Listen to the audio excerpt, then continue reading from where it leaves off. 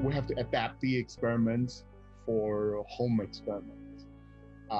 So we basically go through one experiment at a time, looking at what exactly do we want to achieve in that experiment, what do we want to show students, what do we want students to learn from that experiment.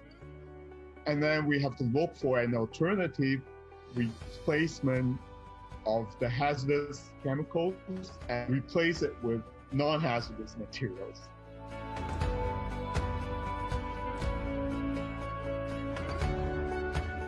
The simplest thing, weighing things out, measuring volume accurately, doing simple transfer, manipulation, those are very important techniques that they will use in the future. So it is important for them to learn at a very early stage so that even though they're missing the actual in-lab experience, we hope they still get that tactile skills.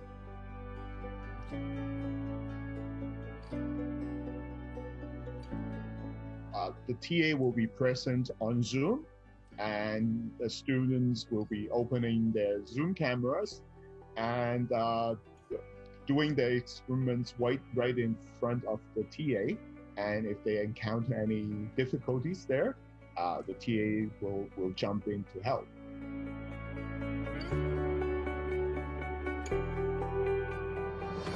The most proud of, I think, is the reception from the students.